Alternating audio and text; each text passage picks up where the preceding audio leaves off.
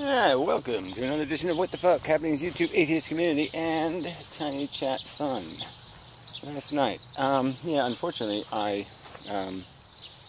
the technology failed to record my MP3. So if anybody has a copy of last night, I would appreciate them posting it or something. PM me, whatever, post a link, something. Because, yeah, it was actually pretty funny last night, I think. It wasn't really a great substance night, but it was kind of funny. So, yeah, I'd like to, I might even like to watch some parts of it again. The bandit stuff, maybe. That was pretty funny. So anyway, Tween Two guy was in the room, and, you know, we sort of banter fairly well, so can be interesting. Yeah, it can be. I'm sorry, I'm watering. Yeah, so, yeah, so some of that's pretty good, I think. Works out pretty well. Yeah, I think so. Considering it was very low substance, you know, most of the conversation, but, you know, I think it was not terrible. Is this on? Yeah, apparently. Anyway. Sorry, I just didn't realize things were as dry as they are. It's getting warmer here, and it seems there's a connection between how warm it gets and how much stuff dries out. You know, it's, I don't know, I have to do a physics video on it or something. It seems a strange phenomenon. So everything is, you know, it like shrivels up and dies if I don't water it. But some of these plants are weird like that anyway. They look all shriveled even when they're not. Well, whatever. That doesn't sound right. Anyway. Yeah. Sprinkle. Okay, I know that's not relevant. Sorry. I really didn't intend to be distracted. So anyway. Yeah, so otherwise it was okay night. I don't think there was any stars of any kind. Yeah, no, can't think of anything. I mean, nothing outstanding, just a usual night. I started off, I was late, as I fell asleep, and then I was really tired. But I did wake up as the night went on. It did get better. And, I'd almost call it enjoyable. Strange. I think that's the sensation anyway. Well, that's what I'll say it was. I'm not very familiar with that sensation, I guess we could say. So in other news, there isn't that much. Holiday posted some interesting videos. One of them was, couldn't hear it, so that was not a very good video. He read from some book about socialism, and it just, you know, it had so many of the themes I've talked about. Well, I mean, its primary theme was basically, you know, industry for the sake of industry, you know, not for the sake of profit. You just create the industry and have people work for it. You can call it the state owns it, but, you know, it really doesn't have anything to do with the state.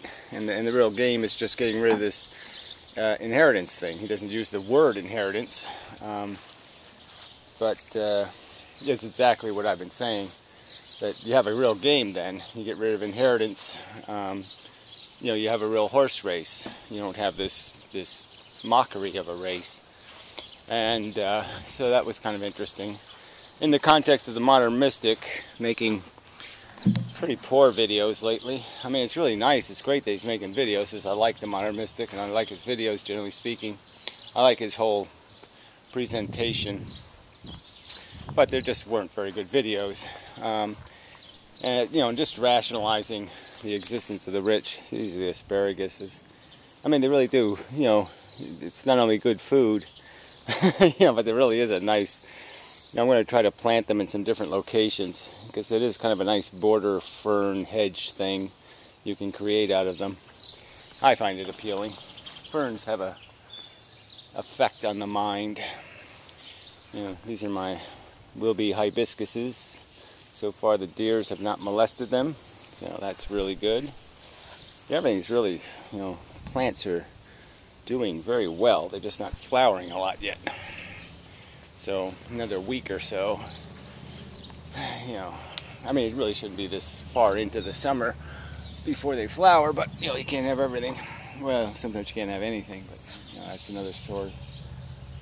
So anyway, back to the subject. So yeah, the MISC is making these rationalizations for the it leads somehow the benignness of the ultra rich, and you know, playing some statistical games that I think are beneath him, to make an argument, and the argument's just kind of lame. And he doesn't seem to understand. There's two concepts that are just seem. His last video was on interest rates, and it's like, you know, he's just basically saying, well, now it's all too complicated. He doesn't even say now. He just sort of implied like it was always too complicated. But you know, the whole connection between short-term rates and long-term rates and all this kind of stuff, there used to be a real hard connection, because the money in the Federal Reserve accounts actually meant something. Now, the reserve accounts don't mean anything. Essentially, banks, they don't even have to have minimum reserves anymore,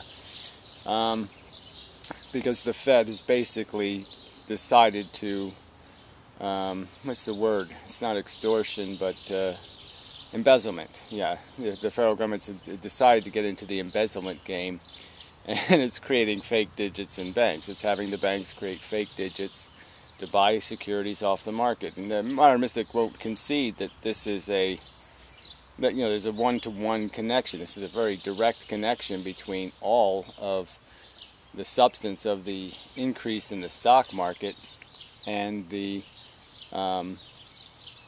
you know, the creation of this fake money. And that when these securities have been bought by the federal government and have to be sold, there's going to be a huge bust in the stock market. I mean, if I was to argue that there was some rich investor that was going to spend $4 trillion on real estate, everybody knows it'd be a huge real estate bubble. I mean, $4 trillion got moved into any market, any commodity. You just know it's going to create a huge bubble. And that's all this $4 trillion of fake digits has done. And, you know, not to concede that unraveling that, there's no way to unravel that. The economy will never be in a condition where the Fed can unravel that without disaster. If the economy's doing well, it'll create a recession, and if you're in a recession, it'll create a depression. So this is you know, there are final nails in the coffin. This is kind of a final nail in the coffin. $4 trillion of phony purchases of securities it just isn't going to be unfixed. There's not going to be any fix for that. That's going to be benign. That's not going to be malignant. It's going to kill the patient. Blah blah blah. So, but like, he won't even discuss that as if there's absolutely no connection between that money and a complete structural change of the market. So anyway, that's why interest rates don't mean anything anymore. Interest rates are no longer set by the Fed. Interest rates, they've already gone to zero essentially, and there's the market will dictate the interest rate, and going forward, it's going to become more and more obvious to lenders that if they lend money to somebody, they're likely to be paid back in inflated dollars that will be worth less, because there seems to be every indication that the federal government's going to have to print money in the future, actual cash. And that's bad for banks. And so banks have very little incentive to now, I mean, you're not going to go lower is all I'm saying. We've sort of lived on a refinancing bubble where everybody's gotten out of their horrible debt crisis by refinancing their debt and cutting a little bit off the rates and making it more survivable. But you're not going to be able to go any lower. You're not going to get free money somewhere as a lender. And so that's kind of over. You know, the rates are as low as they're going, and they're only going to go up from here. And, well, anyway, I didn't want to make an economics video, and there I did it. So anyway, not much else is news. I heard TJ and Thunderfoot did one of those, Thunderfoot went to the Drunken Peasants or something, podcast, whatever, blah, blah, blah. So I have to go watch that, I suppose, because there must be some completely imbecilic crap in there. It's just, you know, all these these scientists are just so phantasmagorical. Thunderfoot interviewed some scientist guy, so selling a book, of course, and just silly talk about life starting on some other planet, and came here as an extremophile and all this kind of bullshit.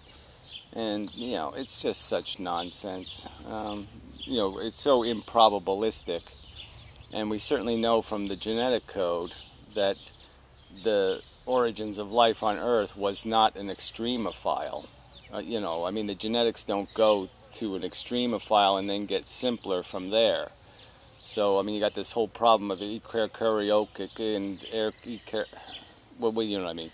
the two kinds of nucleuses. There's no way the simple organisms on Earth with a non-formed nucleus would survive space travel. So, this is a scientist. He says absolute crap. It's crap. It doesn't take much analyzing of the hard evidence to demonstrate that what he's speculating can't be possible. It's not the way it happened on Earth. And yet they talk about it because it's a fun fantasy. And this is all over quantum physics. This is just, now biologists are doing it. They're all just talking shit. And they're supposed to be scientists. They're supposed to give a fuck about the truth, and they really don't. They just want to make the story interesting. They want to pretend that, it's like it's all going back to the ebonics, the epigenetic crap, the female part of the egg that it's not evolving because it's not part of the DNA. It's just part of the stuff you're given. As the cell splits, the DNA is one part of the thing that's transferred. The other stuff transferred is all this epigenetic goop that's in the female's egg, and so that stuff is split in half in a sense that it's not split in half literally. It's a portion of the old membrane, a portion of the plasma, all that kind of stuff is just transferred. Well, anyway, and people want to believe that somehow that part of us is where all the magic is, and somehow we, by thinking certain thoughts and living a certain kind of life, that we can somehow change our own eggs and sperm into, give them greater character. And, that's where they want the story to go, instead of recognizing that the truth is that the only thing you can do is prevent damage. The only thing you can do is try to make your codes, not put dioxin in the plasma of your egg, not put toxic chemistry into your plasma. You can't do anything else but not fuck it up too much. It's just everything's just so veiled in all this lies and false premises and, just wanting for it to be a better story. And it's just such bullshit. I was going to move to different locations and I forgot to do that. And so I'm going to move to a different location. Just because that's what I planned on doing. Very nice in here with all these pachysandras. Very nice little patch I have there. I just planted a couple of them 20 years ago. And that's what you have after 20 years. Anyway, pond is not doing very well. Nope. Yeah, it seems slightly dehydrated, the water. Yeah. Has a lack of depth. I have to work on that. This is kind of a tick zone, but that's okay. It is really, really, really, this summer thing is kind of nice. And it's kind of funny, the evil neighbors were back. They're supposed to have their junk out here. They still don't. But I guess they were getting some of their crap, finally. But anyway, they were just here for a couple of hours, and it was just like, it was so awful, because, it was just like they're just making so much fucking noise. And it's just like, wow, it's just so nice when they're not here. Yeah, so not much else, just news. I was going to, I should have done a walk and talk. See, things get missed, because I haven't been using the camera on the trips to the drudgery and such. And what was I going to say about that? Just because there hasn't been too much to say, so I haven't bothered making walk and talks. But it's today I should have been doing, because the dog bit me. It was just it wasn't bad, but it was just one of those things where, it would have been nice to have, it would have been entertaining, especially for the people who dislike me or something. you know, it didn't bite me bad. Like I said, it just bit my hand, put, you know, a little dent in it, but it's not a big deal. Just snapped, you know, snapped. But it's just, you know, these people and their dogs, it just, you know, I mean, people just have migrated to they either go two ways, right? They have the little toy dog that's like a cat, or they have these monster dogs that are just, you know, out of control, disgusting, hideous, beastly, evil, nasty fucktards. You know, it's just, you know, the old dog where you could just, you know, they were just dogs. You know, as a kid, most dogs were just dogs. They weren't being attack dogs or something. But, you know, there was always dogs that are aggressive that need to be on some sort of restraint. Yes, I used to deliver newspapers, so I did get bit a few times. I mean, it's just one of the occupational hazard kind of things. But yeah, I find it less and less acceptable as I age. Just because I think it's just because the dogs are getting more and more capable of really doing damage. Most dogs that bit me when I was a kid, you know, they just wanted to give you a message. They just wanted to say, I'm boss, this is my place, I'm going to bite you in the ass, and then I'll let go, and you can go about your business. And these dogs don't have that attitude. These dogs have this, once I got my teeth into you, I'm probably going to chew a bit. So, but that's not really, people find it awful that I'm offending their dog ownership. So, whatever.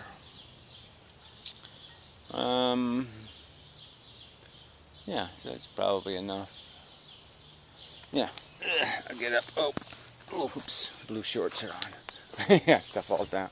Anyway, I just went for did my pool maintenance, had my after pool maintenance swim and such. And, I planted these tomatoes here and they're just kind of sitting there. I haven't done much, and they really should. It's a very sunny location, but you know, whatever. They don't have to grow. It's not like I can order them to. But yeah, see, it's just it's not, you know, there's a little flower. Little flower. Some of these are actually pretty. These marigolds are coming out different ways, which is good. They're not all the same.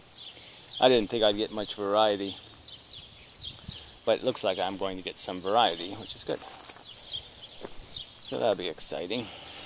And yeah, the irises are doing. These came out, you know. These are just nice. These Japanese irises. Got to take some pictures. Just kind of a pleasant little flower. I do have to move them into a better location. I thought these would do better, but I guess they're getting blocked by something. I think it's the overhang of the tree. This would be a nice stream of them here, but it just didn't come out very big. They're just kind of little. Well, I mean, you know, little, and they're not aggressively flowering. So, but you know, it's nice, and it's not bad. It's not a bad little border. I mean, I'll get this thing out of the way. Damn tire went flat. I mean, just bought that brand new tire. Really irritating.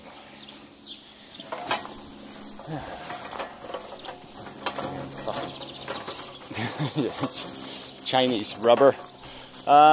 Whatever. They don't make things out of rubber anymore, do they? No, they don't. Anyway. So, I guess that's it.